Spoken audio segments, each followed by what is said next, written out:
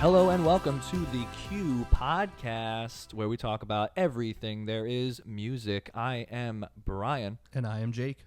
And here we go. Welcome to our first episode of the Q Music Review podcast. So being that it is number one, we should let people know what it is we're doing here. What are we talking about? Why are we here? Would you like to shed some light on that subject, Jake? Sure. So we are focusing on everything that has to do with music. So our main podcast here, our show is going to revolve around a song, an album, a vibe, a playlist, a feeling, anything that has to do with music that we're going to talk about and share our views on it, our opinions, what we feel is happening in the scene. We're going to debrief and we're going to talk about it here. Yeah, and a lot of people always say, oh, I listen to just about everything. I listen to a little bit of everything. I mean, that may be true. But we got I feel our like, stuff. Yeah, I feel like a lot of people actually don't do that. We genuinely and actively try to dip our toes in the waters of all forms of music. We scour the internet and what are those called? Billboards, right? Yeah, Billboard, NME, right. Pitchfork. We're trying to figure out what is going on out there. Yes, we have our favorites. Yes, we have our favorite genres, artists, etc., just like anyone else. Totally. We are human after all. Oh, yeah. So we try to look into everything. So what better way to present all that stuff that we find to you than in this form? And here we are with the Q podcast. And of course, no other album to start off this show than with Micheal Jackson's Thriller. Why don't we get popping? So Let's get poppin'. I figure we start talking about the history of it, the details about it, some of the figures behind it, and then we'll get talking about some of the songs that we're enjoying and what we really think the album deserves, maybe as a score. Oh, okay. I like that. So none other than Micheal Jackson, Thriller. King of Pop himself. King of Pop himself. November 29th, 1982. What an album. What a time to be alive. 40 plus years ago. Mm-hmm. It's over 40 years old now. And it's still popping everywhere. You hear it everywhere. You still hear it everywhere. 66 million plus copies sold, 8 Grammys won. Why don't we talk about those Grammys, those awards that this album did win? Yeah, nominated for 12, won 8. Go ahead and rattle them off from the 1984 Grammys. So we've got Beat It winning Record of the Year, no doubt about it. We've got Quincy Jones winning Producer of the Year. We've got Thriller winning Album of the Year. Best Pop Vocal Performance was Thriller. The Best Engineered Record out there in the year. Best R&B Vocal Performance was Billie Jean. Billie Jean also won Best R&B Song, and Beat It won Best Rock Vocal Performance. And it just goes to show how dominant Micheal Jackson was that year, because his E.T. soundtrack also won Children's Best Recording. Jake and I watched a documentary about, it was like the 40th anniversary of Beat It that came out in 2023, and we were like, oh, this would be a perfect first episode to do. There's this cool documentary, we have to watch this. So we watched the documentary. A lot of stuff we were aware of, a lot of stuff we were like, oh, that's an interesting tidbit of information, that's cool. We were shaken to our core to learn that the E.T. soundtrack was made by Quincy Jones and Micheal Jackson, and even more shook to the core that it won a Grammy for it. Amazing. And so we could say that Micheal Jackson, worked closely with E.T. Best timeline I want to live in, for sure. And we will be sharing an image of that. If you aren't already aware of that, just look up Micheal Jackson and E.T. and Google Images. It is hilarious. Amazing. It is I want to print it out as like a giant poster and hang it. I would be right there with you. And we keep talking about Quincy Jones, right? Just a little background information. Shout on him. out, but also rest in peace. Amazing guy. Yeah. Just some things that you might not have known that he did. He worked on Off the Wall, which was the album that came out before Thriller. Was that 78 or 79? That was 79, 79. I think. And beforehand, he had met Micheal Jackson through working with him and Dionne Warwick on The Wiz. in 78. So they got accustomed there, made Off the Wall. A few years later, they come back with Thriller. Which, Off the Wall, another phenomenal album. Phenomenal. But we're not talking about that one today. We'll save Maybe it. another time. I don't know. Save But But Quincy Jones also did It's My Party by Leslie Gore. Crazy song. You know, he's been around for so long. I think it was into the 60s and maybe late 50s that he was a jazz artist. You know, collabed with Frank Sinatra and Count Basie. Emmy for the Roots music. The Color Purple in 1985. So he's with Whoopi Goldberg and Oprah. He has been around the block, and Thriller just being the pinnacle of what he's done just speaks to how awesome and how talented he is. Yeah, I mean, like, Touch It turned to gold for sure. Right. Because, like, all those works that you just mentioned that's just, like, amazing quality music just to toss stuff together. But, I mean, what better partnership than Micheal Jackson and Quincy Jones? And we can't talk about the album without talking about the music video either. Absolutely. Right? Like, the music video coming out later and tripling in sales for the album. Because it's so cool. Yeah. It's so cool. It came out with a storyline. Like, how different that was at the time. Yeah. Just like he completely a huge revolutionized. Absolutely. Yeah. Totally. How music videos were made. And it, like, at the time, in that documentary that we were watching, at the time, MTV was, like, crazy racist for some reason. Oh, yeah. They're like, yeah, we don't want to feature black artists. And they were like, why not? Oh, yeah. And everybody was like, okay, but Micheal Jackson, though, we would like to see that. Thank you Right. very much. And then it wasn't until they came out with these insane music videos, they're like, all right, fine, I guess we'll put them on. And good for them, because they were missing out big time to not have those crazy music videos for many songs on this album that we'll talk about. The music videos they have a storyline, they have, like, Right. a cool aspect of a plot. Masterfully done. Yeah. And, like, the choreography for that music video for Thriller, the song, I mean, It's performed every year. yeah, it's been replicated around the thousands of country. times, and it's amazing. Right. It's iconic. That, and, like, the again, the cool premise of the zombies and everything just coming back. Just like everything to the makeup and the special effects for the time. I mean, we weren't around for it, but I'm sure it was, you know, something special and something that people remembered at that time and were like, I don't know, the next time or the next artist that is going to be able to replicate it. Right. And as Jake said, we weren't around. We should preface, we were born in the 90s. So do we know everything about all the music back in the day? No, because we didn't live through it. But, I mean, we're doing our best. Yeah, we're doing our best here. So we are enjoyers of music. You don't have to live through it to know if it's good or not. Right.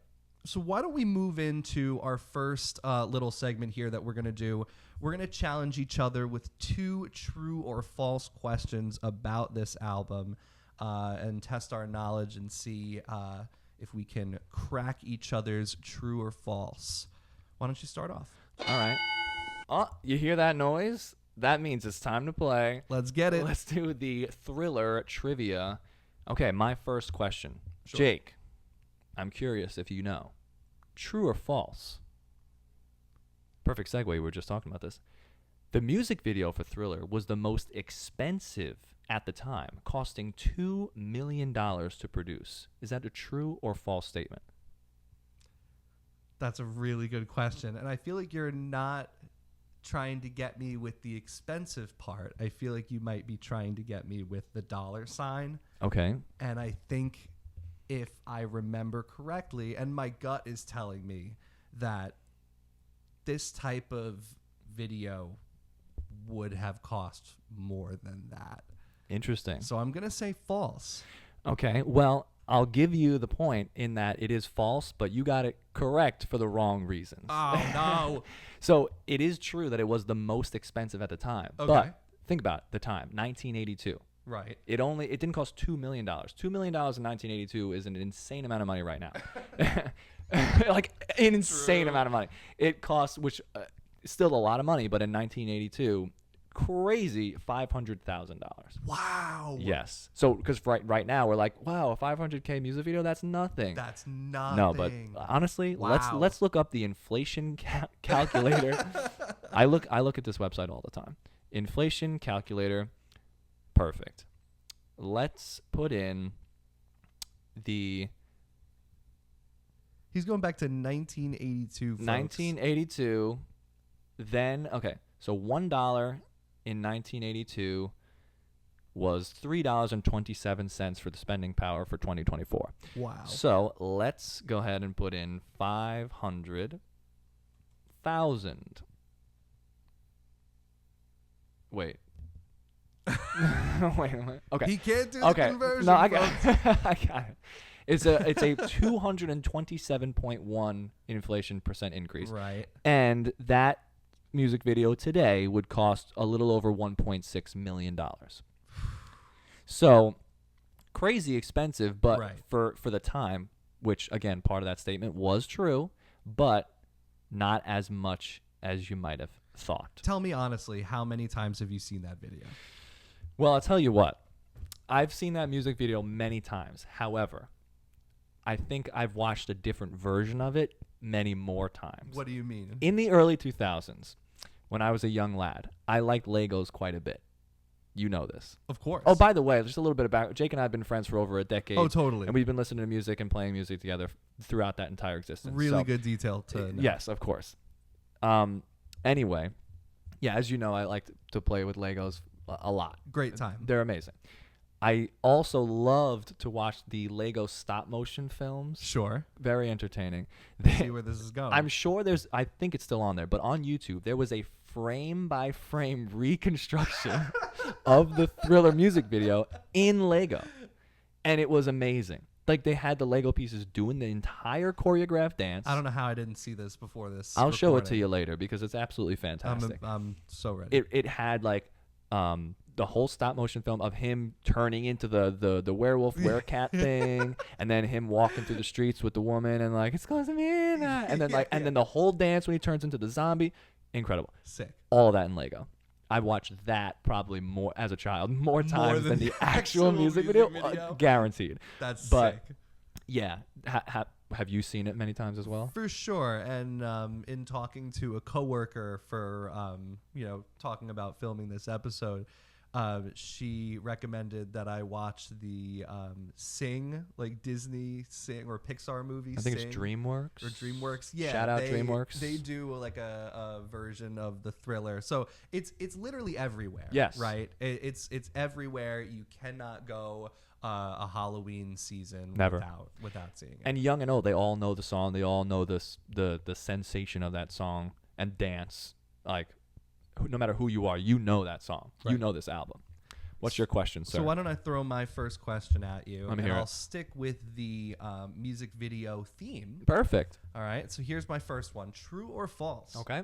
Billie Jean was the first music video to air on MTV by a black artist.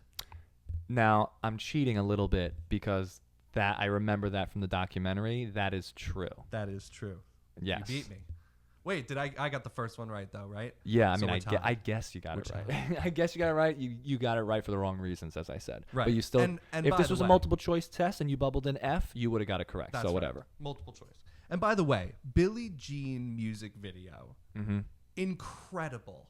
Yes. Incredible. And I remember from the documentary they said it was very, very inexpensive. Totally. They only had like 12 or 15 of those light up tiles on the Squares, sidewalk yeah. to light up. They But- only had enough money to make that happen. So For Mike was the like, I'll time. just walk on these ones. Yeah. And he did. And just for the time, like I can imagine just being glued to the TV and glued to whatever and waiting for that to come out. You know, I wish that was something that I was a part of and that I could experience in real time. Oh, yeah. Such a good music video. So like cloudy and ominous, goes with the music really well, I feel like. Absolutely. Strange choice with the bright pink shirt, Sure. but whatever. Stylistic choice. Yeah. It still works. It's still iconic. Right. All right. You ready for question number 2? Go for it. Let's see what you got. True or false, Jake? Paul McCartney and Michael Jackson recorded Say, Say, Say and The Girl Is Mine in the same session, both becoming huge hits. Oh man, that's a good question. Because honestly, we'll get into talking about Yes, The we Girl will. Is Mine. Say, Say, Say, great song. Fantastic. Great song. They were recorded in the same session. Is that a true or false statement? I think it's false. That is correct. It is false. Let's Say go. was actually recorded about a year prior to The Girl Is Mine. See, I would have guessed that it was after. Me too. Interesting. Mm-hmm. All right. Yeah, but they I mean, we'll get into it later. But Iconic. a hell of a collab. Iconic. Yes, of course. All right, let me throw one more question at you. Let's see if we can go 4 for 4 Okay. today. True or false? Wanna Be Startin' Something, the first song on the album Thriller, was the only song off Thriller that was not released as a single. Not released as a single. I know that, Beat It was released as a single. Beat It was a single. Yes. And was that the one that won Record of the Year? Yes. Okay, yeah. So that one was definitely a Grammy single. for Record of the Year. Beat was It. Billie Jean had to have been a single. Billie Jean was a single. This is really hard. I feel like I can picture the LP of just like the single play or the 45 or something like that of Wanna Be Starting Something. I'm going to go with true. No. Wait. What was the question? That it was not. You see, this is where the multiple choice gets kids, The All right, questions, it's confusing. I'll repeat the question. Please I got do. you. Please do. Wanna Be Startin' Something, Uh-huh. the first song on Thriller, was the only song that was not released as a single. Okay, it was not released as a single. I think that it was released as a single. I'm going to say that is a false statement. You are correct. Let's go. The only song off Thriller that was not released as a single was Lady in My Life, the Wow. last song Interesting. on the record. And I You flip-flopped remember it on me. I Okay. did, right? And I remember either in the documentary or something that I read or watched in looking up stuff for this episode, I remember Micheal Jackson saying like he specifically wanted an album full of singles, like an album full of songs Hits. that were so strong, Yeah. hits that just stuck in people's ears and were at the top of the charts where they belonged, and basically got it. He got that wish. That's Right. for sure. Well done. 4 for 4. Absolutely. Yes. We know a thing or two about this album. We have, when we decided that we were gonna episode 1, let's do Thriller. Oh, yeah. Back to back we listened to this album over the last couple of weeks so many times. So why don't we get into it? Let's dive deep into Yes. some of our favorite tracks and talk about some of the things that we hear when we listen to this record. Right. Let's do it. So let me pull up the track list here. The first one on the board, we got Wanna Be Starting Something, starting off with the do do do, and then boom, you're in. The 3 snare hits, and then we are in with the album. I feel Ready to like go. as soon as this song comes on, he's like, I'm back. Yep. Right? It's the first sound you hear on the record, the first record since his last one, which, Off the Wall is much more disco heavy. Just all of those songs, Off the Wall, Rock With You, they're all so groovy that I feel like he has to come back into Thriller with that type of groove, right? Yeah, And the punch it. syncopated percussion, all of that is just so uplifting. It pumps me up. Oh, yeah. And the content of the song, right? Like the lyrics, it talks about this like conflict between two people and like the rumors spread and the vitriol, the nastiness that can be Vitriol with this Jake out here with he's the just- SAT words today, oh, folks. come on, I'm killing it, right? Yeah, just girl drama. I gotta say, You're a Vegetable, Yeah, what the hell is that? dude. What does that even mean though? Really crazy lyric. Like that has to be up They eat there. off of you. Yeah, that has to be Who, up there who eats off of a vegetable? That's with what I don't know. like make a dragon want to retire, man. Like what? that's just like one of the worst or like weirdest lyrics I've ever heard. Yeah, but like again, iconic. Right. Because like, who else is talking about or calling people a vegetable? What an insult, huh? And then he throws You're a the vegetable. xylophone in at the end, like with the mama say, mama say, mama kusa, just like the whole band getting into it at the end. Oh, and you can't beat Crazy. the horns and the beep, beep, beep, beep, beep, beep. Yeah. Love the trumpet in this track for sure. But like the influence that this album has had, the Mama Say Mama Sama Makusa. Oh yeah. First of all, what does that mean? I feel like that's been debated over the decades. What meme? What does that mean? I said. Oh, I thought you were like, what meme is that? No. Oh, yeah, what does it mean? What does Mama Say Mama Sama Makusa mean? Well, Is it a different language? to Micheal Jackson, he said, "Who cares what it means? Just sing it." Oh, so it's just like a vocalist, kind of like scatting. I think I read somewhere that it was actually either like taken from a language, or it had some kind of meaning to it. It wasn't just beat boo bop like scat man. But I can't tell you what it means. Oh, okay. I definitely know that he was just like, sing it. Yeah, let's just have a good time. Right. Which, all right, that's kind of baller. Yeah. That's cool. Now, how do you feel about this record in the first slot? I mean, the track is "Want to Be Starting It Something." has to be number Wait, one. what are you gonna put that at the end? Immaculate placing. Of course, you're starting it up, easy. Right. Right. I believe the starting song of the Rolling Stones' "Tattoo You" is "Start Me Up." I think so. I would agree with you. So I mean, again, you have "start" in the title. It's got to be at the start. You have to start it up. But this "Mama Say Mama Sama Makusa," Rihanna. Ms. Riri. Misery. That's right. So, I mean, I wouldn't say she didn't steal it. She sampled it. And that was what, Please Don't Stop the Music? I think so. Bwam, bwam, bwam, bwam, bwam, bwam, Instrumental bwam, song bwam, to bwam. our childhood. Oh, yeah. The radio was bumping that. Just getting lit. Amazing song. Yeah, fantastic. How So, about track number 2, Yeah. Baby Be Mine? Now, Yes. I immediately, when this song comes on, automatically funkier to me than track 1, in a way where it's slower in the BPM, Mhm. but I don't lose the want to dance or like move to it. Right. It's so smooth, and I really, really appreciate the melody here. I think it's super interesting and unique, shaped differently than most pop songs were at the time. Really, really cool choice to have that be right after such an uppity dance song like "Wanna Be Starting Something." Yeah. And I'm thinking like, disco kind of pittered out at the end of the 70s with that whole "disco is dead" thing. Yeah.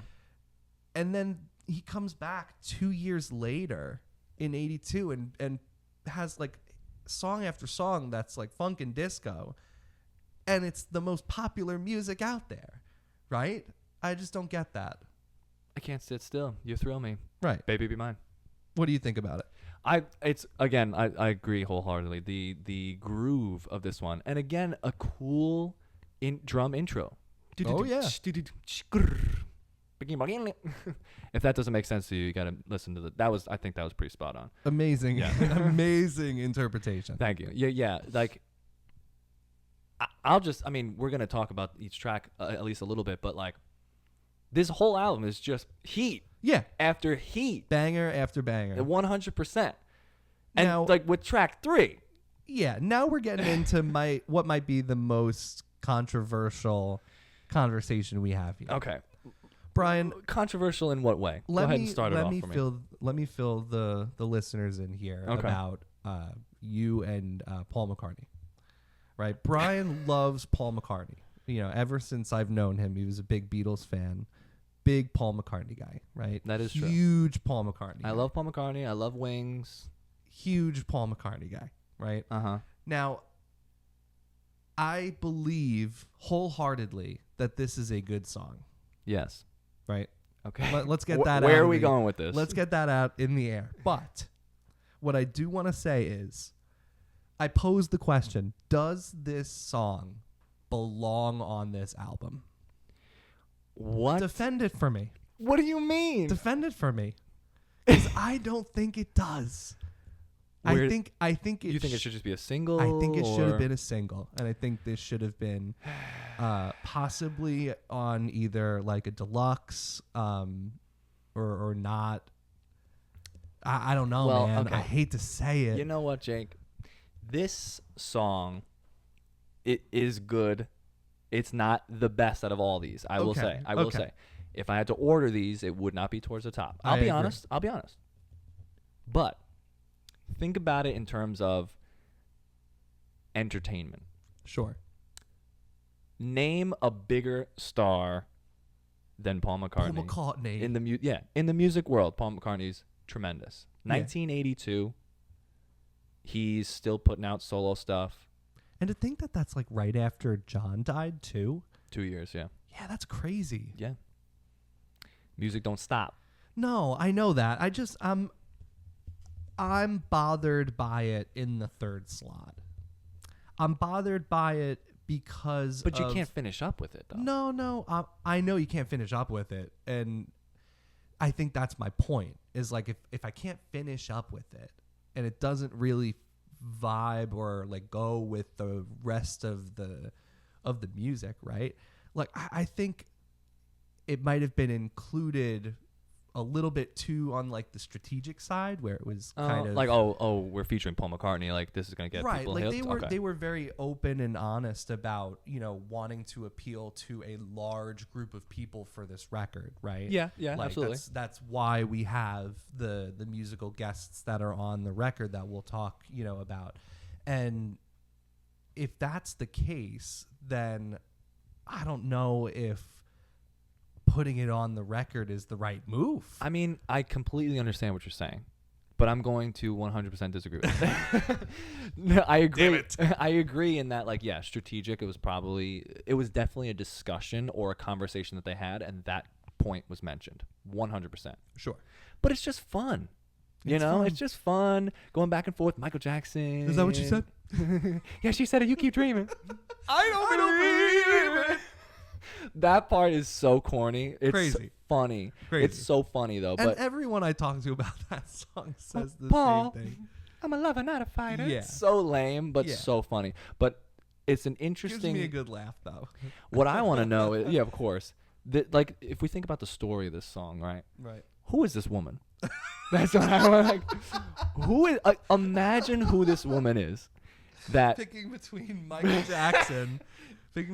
Jackson and Paul McCartney. Yeah, two of the must be a biggest stars crazy in choice. the world. But Yeah. like, and who is this woman that Paul McCartney and Michael Jackson are fighting over her? Over. And like, also, who is this woman that like you couldn't get two different people? Michael Jackson was what? How old was he when this came out? In his mid-20s? Oh man, We should probably look that up. I don't want to. I don't want to. What year he was born? I think it was 58. Yeah, I'm thinking late 50s. 58. Michael Jackson was born, yes, in 1958 from Indiana, Indiana, which and is he a grew crazy up on thought. Jackson Street. So yeah, he's Wow. 24 at this point. Dude. Wow. Okay. 24. We're older than Michael Jackson was when he did Thriller. What And are we and what are doing we- with our lives? Yeah, what we're doing with our lives is talking about We're what talking he did. about him. So Paul McCartney was born in 45, I believe. June, I think 18th. I'm a big fan. Watch this be right. No, 42. Oh, yeah, okay. we got his birthday right. June 18th, 1942. So how old is he in 1982? 1942. That's 40 years. So he was 40. Yeah, so a 24-year-old and a 40-year-old. Fighting over someone. This woman, poor woman. My God. Well, not poor woman. Or Good maybe, for her. yeah, Good for her. Whoever this lady is, I want to honestly, just for my own entertainment, I really want to believe that this song This was is a written real, on this is based on a true story. Based on a true story. Based on true events. So why don't we get into the main event here, right? Track number 4, heading into halfway through the record. We've got the song Thriller. Mm-hmm. Now, this is the quite possibly, in my view, the best original holiday song. Now, when I say holiday song, you obviously start to think about Christmas and, the holiday songs that you hear during the holiday season. But I would argue, was that going to be Mariah? That was really good. Thank you so killed much. it. No, I think about that, right? Like that song is up there, and I would say that probably is number 2 because you hear that song in July. You're right. Right? Like you July walk through New York City, you hear that song somewhere in July. Mm-hmm. But I have to say, like, Thriller might be there's no other song other than maybe the Monster Mash. Yeah, name one Halloween song. Right, that you hear. I was every working one year. night. Yeah, and that's not even that great of a In the song. lab or whatever. And that's a really good impression too. I'm killing it with these impressions. Yeah, so I'm thinking that Thriller might be the best original holiday song out there. And opening with the creaky footsteps in the door. And Vincent Price at the end, like darkness. Fog. I know all the words to that. Midnight Hour. Yeah, of course. Said that so many times. Iconic. So I think this song has the perfect balance of lots going on and I can focus on one thing, right? Like the Thriller documentary went into just how they used the drum machines to layer all of that percussion. You wouldn't think that there's so much going on at one time in that song, but it's just groovy as hell. Oh yeah, it's so good. The bass line is so simple. Bing, bing, bing, bing, bing. It's that the whole time, like basically the entire time, except for like the bridge. That's the bass line the whole time, and it keeps the heartbeat of the song. It hits. It kicks. And we had talked in great lengths before about the iconic dance and the music video and everything like that. So we won't go into more detail with that because we already did. But again, it just adheres to the quality of this song, the power of the song. Track 5, Beat It. Eddie Van Halen guitar solo. You can't beat that solo. I'll be honest with you. One weekend, I was bored listening to this song as much as we did.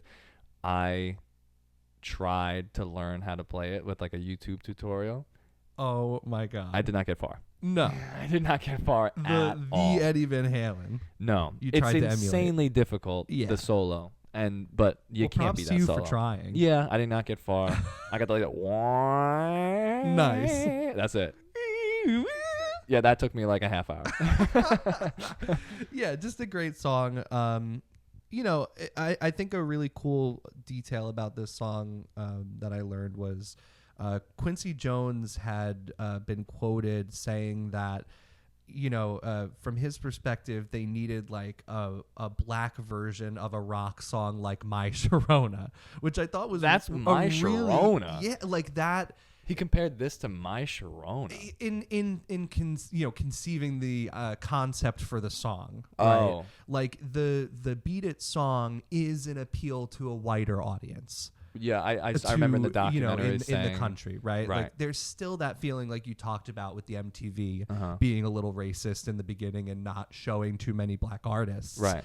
And it's like kind of out there and kind of hard to like turn a blind eye to, you know.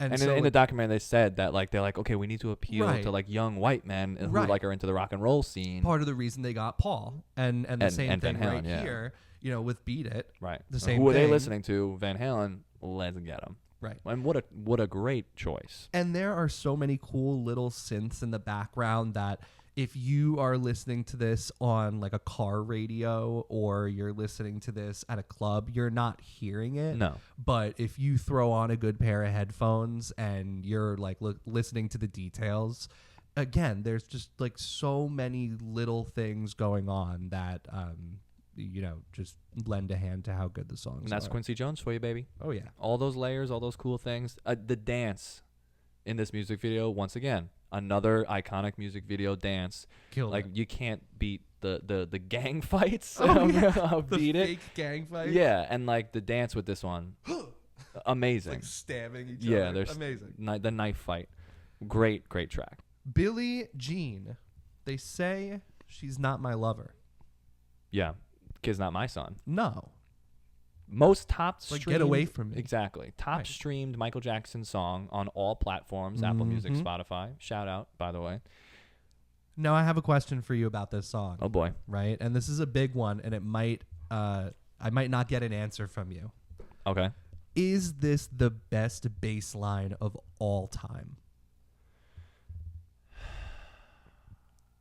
I mean, it's up there. It has to be. I would really have to sit and think about it for quite some time. That would be too much dead air for the podcast. We'll come back. A future episode will be us talking about the best bass lines of all time. What a specific topic. Write that down. Write that down. I mean, it's 100% up there.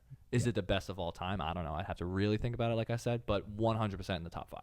Easy. Totally. Yeah, you can't, like, not unrecognizable, undeniable bass line. You hear that and you're like, oh, that's Billie Jean. Like the first 2 notes of it, you know. And of course, coupled with this song is the iconic performance at the 1984 Grammys.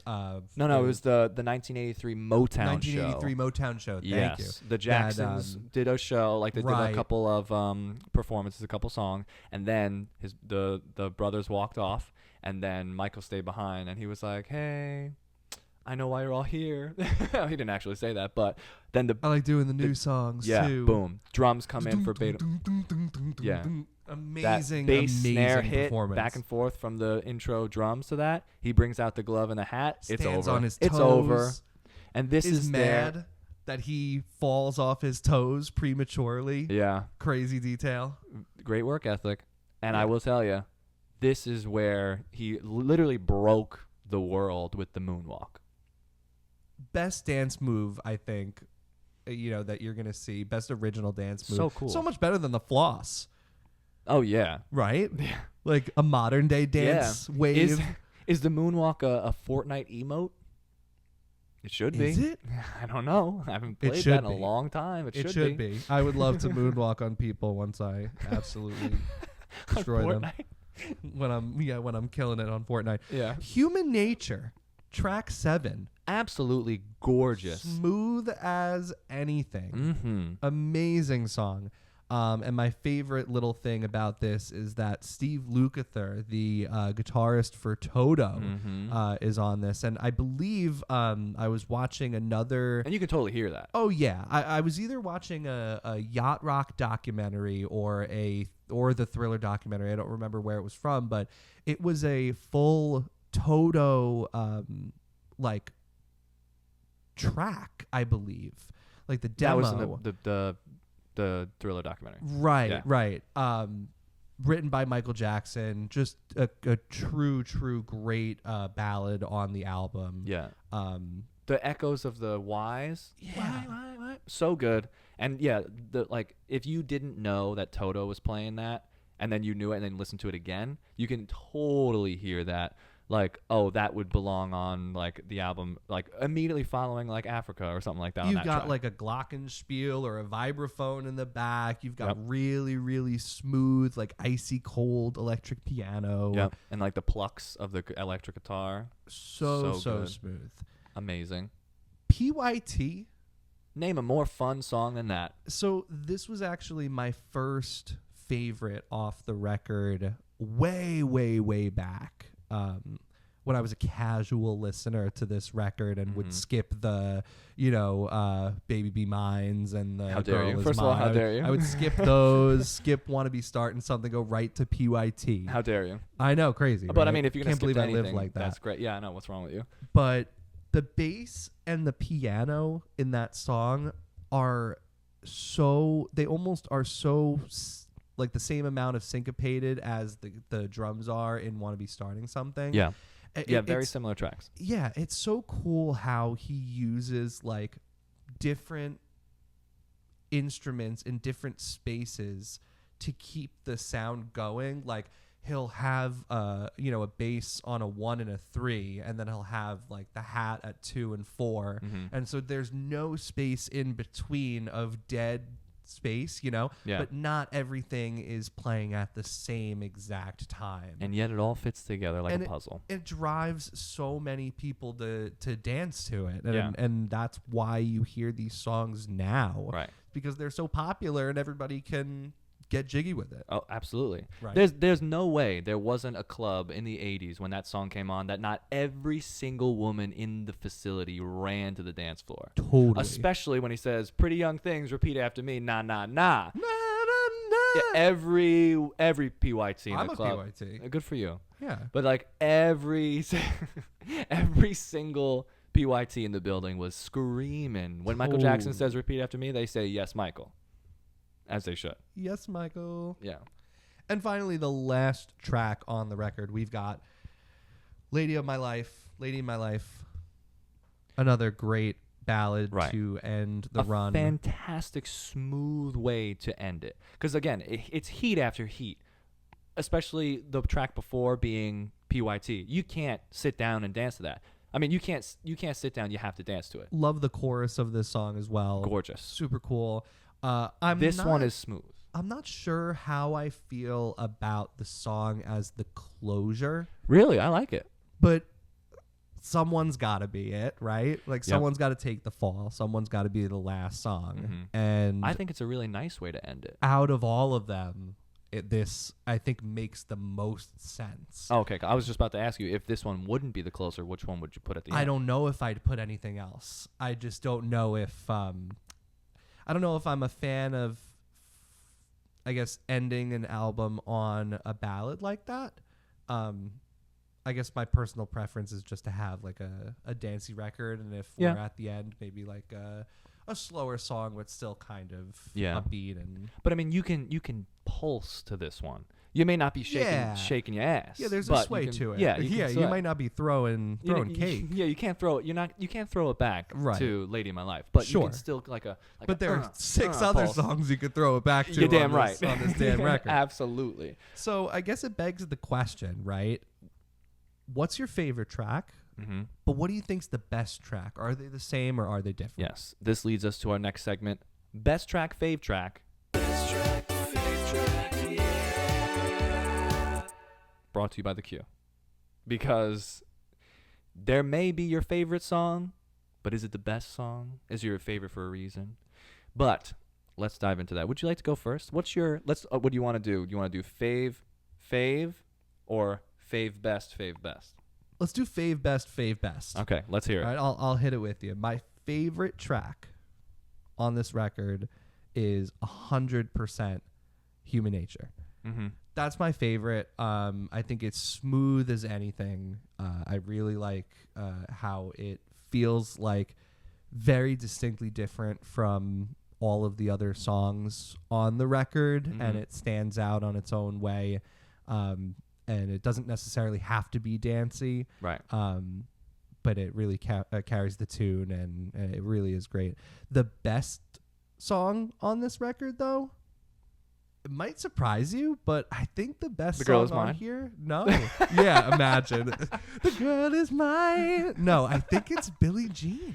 Wow. Well, it is the number one stream for a reason. And I never agree with that stuff. And I really do think that that bass line is something special. And if any other artist used that, they would not have made Billie Jean.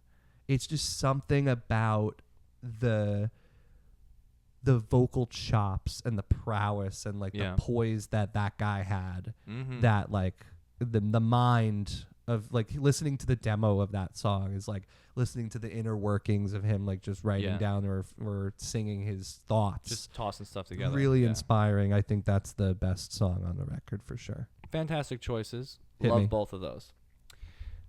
My favorite track on the album is "Beat It." I think it just has a special place in my heart because the music video and the dance were very iconic. As a kid, me and my brothers, shout out, we would always watch the Alvin and the Chipmunks "Beat It" video at my grandmother's house. I don't think I've ever seen it. Well, you gotta see it. Really? It's crazy. It's basically just Alvin from Alvin and the Chipmunks, kind of edited and superimposed in the pre-existing. No way. And like he also has one of those cool leather jackets, and he's like doing the dances with Micheal Jackson on the pool table in the club. And what year is this, circa? When they made it, I don't know. No, you like when you're watching it. Oh, this is like 99. Oh, like word. 99, So this 2000. is an early childhood. 100%. Gotcha. I remember it on my Nana's huge television. Nice. Watching it. She had all the old VHS tapes of like Alvin and Chipmunks and stuff. Word. Fantastic. And so also that's your favorite track. That is my favorite track. I know the dance to that 100%. Right. Yes. From Micheal Jackson's The Experience Wii video game. Right. During the financial crisis. What would we do as kids? Yeah, during the play financial Just Dance crisis, and I was pretend playing that we song. weren't going into financial ruin. Exactly. Best track on there, Human Nature. Really? 100% the best track. It's so smooth, and the layers are just absolutely fantastic. Like, absolute beautiful 10 out of 10 5-star track 100%. And has that been your view like consistently for a while, or is that a recent development? Recent development. I haven't really thought about it in that way. I mean, I love this album top to bottom, front to back, 100%. But I haven't really put into perspective like what is the best track musically speaking in this perspective. I haven't put that in my mind. So when we were going over this and listening to this album so many times, I did like fine tooth comb each and every track, really, really dissected it, really paid very close attention. The first couple times really diving into this album when we were listening to it, I remember just sitting in a chair and staring at a wall, listening to this album. Devoted. Exactly.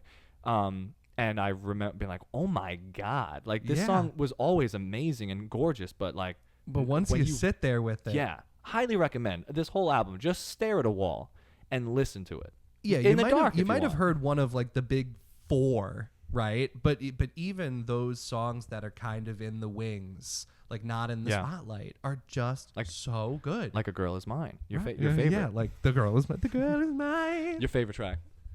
Amazing. Jake, we're not gonna fight about this. So we have a new. You hear that? What? A little segment that we want to do. How do you feel?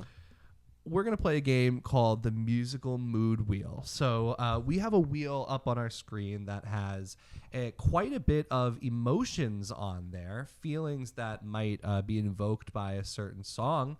And we are going to spin the wheel. We're going to spin the wheel once for each of us. We'll talk about it, see if our answers differ. And we're going to talk about what song we feel brings up the feeling that we spun on the wheel. Let's do it. So, is this for you? Well, this is for both of us, right? Yeah, let's do it. Yeah, we'll each say a song that brings out that emotion. Here we go. The spin the wheel. All right. It is landing on Anxious. Anxious. What song brings anxiety? That's interesting because when I listen to music, I don't really want to feel that. Right, that's a controversial one because I think out of those 9 songs, I don't know if I'm getting anxiety from any of them. Well, what about anxiety adjacent, I guess? Well, if you had to assign a track to this emotion. I mean, sometimes when I hear different sounds, I feel anxious, right? So if you're talking about not necessarily like the songwriting, but maybe the sounds like sonically making you feel anxious. Anything about the song that brings out that emotion. I guess my path here is going sonically and thinking about the sounds of the song that make me feel a little anxious or on the edge. Mm-hmm. That's a good way to describe it. What do you think? And I think it has to be Thriller. I agree. Right? I agree. Yeah. I mean, it has the ominous feeling to it. Yeah, it's a Halloween song. Yeah, they did that on purpose. So I wouldn't say like, kind of anxiety. It's not a Halloween song. You know what I mean? But it is, though. It kind of is, though. Yeah. No, I would agree. say Thriller. I mean, the howling, the ghouls and Yeah, exactly. Well, that was Killed good. that, right? Yeah. The howling, the ghouls and the ghosts in the background. Yeah. You know, the slamming doors and the creepy footsteps. And again, that monologue at the end. Oh, yeah. What's his name? Vincent Price. Vincent Price? Yeah. Okay. Yeah. Amazing. The laugh at the end, that'll haunt your dreams. The Thriller.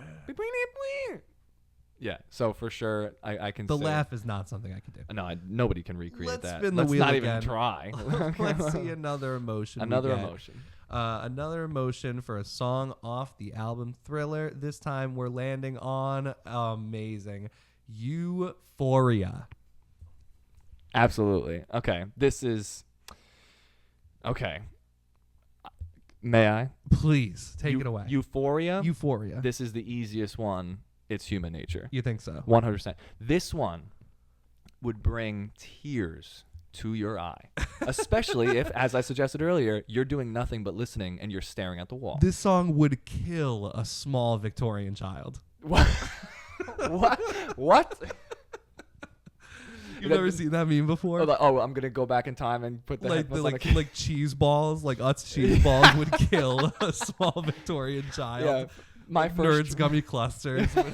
screw them up royally. My first trip when the time machine gets invented, I'm going back to the Neanderthals and I'm popping a pair of headphones on them. Well, you did that with your new nephew, right? You showed him Human Nature. Oh my and God! he just Yes, I stared at did. It. Yes, so there I you did. Go, right? Shout out to my nephew. I was just holding him, and I was playing Thriller, Preparation. the album, and I played Human Nature, and he's the that intro, fantastic. He looked me dead in my eyes, and he gave me a little smile. Connected. So right, and he's only Right. a few months old, so he knows what's up now. And so yeah, and again, this is a beautiful song. This will bring a tear to your eye, but not sadness, of just joyful tears, because it's just like, oh my God, smooth, It's like just so good. smooth like butter. And for me, Euphoria. I am euphoric, I feel like, the most times when the music is bumping and the beat is going. And with that feeling, I'm not going to go down the road of Human Nature, although I love that song so much. I think it has to be PYT.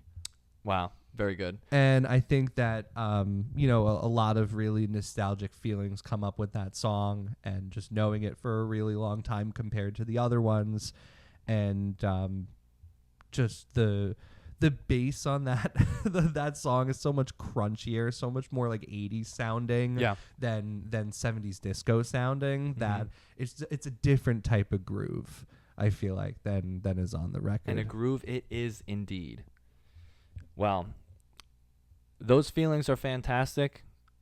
Before we close out of here, Jake, is there an overall feeling or just like basic description you would give of the entire album if you had to assign an emotion or just an overall vibe to this album? I hate to be corny, Oh boy, but it's a thrill. I hate you. Killed it, right? It is a Boo. thrilling. Hey, stop it, boo! It is a thrilling album. It is incredible. It's spine tingling. Obviously, I would have liked that. It is. It's thrilling. Well, my spine is Shut curved up. and has metal in it. That's so very I mean, true. I This can't help. this album straightened your spine Oh yeah, more than once. more than the titanium rods. Oh yeah, and the screws. Yes. I don't want to do anything but dance to it, and that it captures the attention for, what is it, 40-something minutes, 42 minutes, 9 songs of just hit after hit after hit.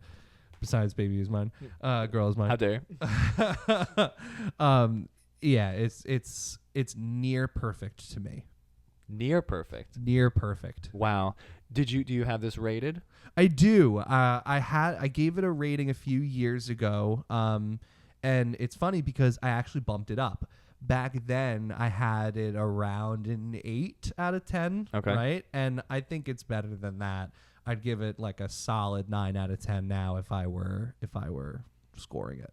I also rated this many years ago, and diving into it, if I could increase it, I would. This was a 10 out of 10 when I 5 stars, 10 out of 10 back then, and it still is now. This is a pinnacle of music. People. This is well said. This is something that you don't get every year. This is a once in a lifetime, once in a few generations type of record. 100%. And they knew that, they felt that way back then, and they still feel it now. So it's not like a hindsight kind of thing, like, oh my God, this was amazing, even though like back in the day nobody listened to it. Like that happens sometimes. Totally. But they knew it then, and then we know it now for sure. Is there anything that you would like to share with the good people of the Q community? Would just like to show us, hey, what else is going on out there? Whether you liked or disliked Thriller, what else should we be listening to, Jake? So I like this part of the show. I think it's fun to kind of share music at the end of every episode. So Brian and I are going to share either a album or a song, something along the lines of that, a playlist that we found on Spotify or Apple Music to share with you guys, and we'll try and put the link somewhere either in the description of the podcast or on the website, qmusicreviews.com. What's your recommendation, Brian? You go first. Me go first? Yeah, you go first. Okay. Well, with the same, 80s vibe in mind.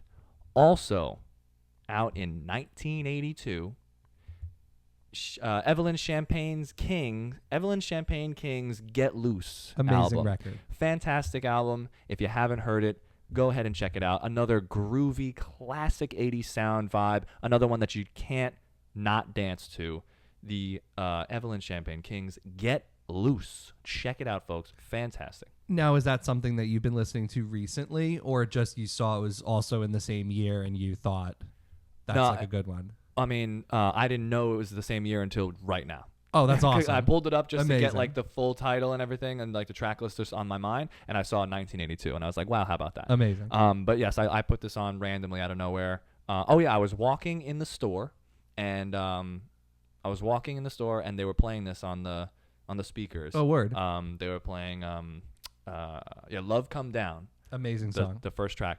And there was this one lady who was working there folding shirts, and she was singing it, and I was walking by also singing it, and nobody was listening to it, but I was like, oh my god, I was like, Evelyn, yes, but she didn't acknowledge me, I didn't acknowledge her, but we both acknowledged the song. Very cool. Fantastic.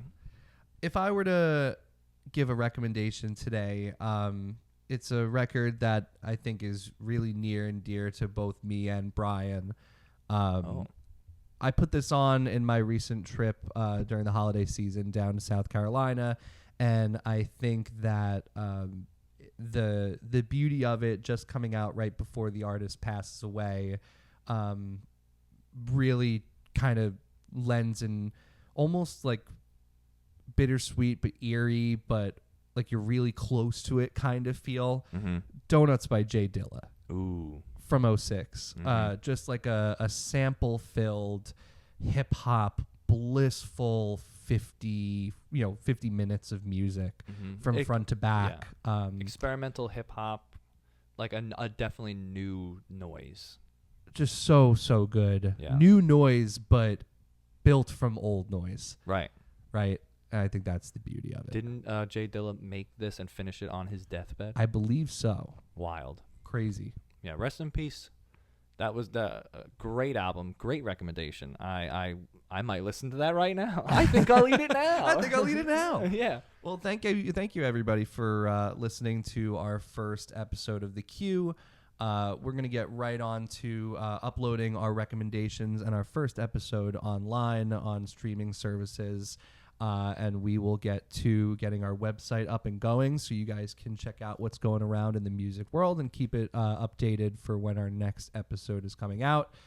Remind everybody that URL, sir. Oh, yes, theqmusicreviews.com. Music reviews with an S? Yes. Okay, theqmusicreviews.com. Thank you again, everyone. We'll see you next time.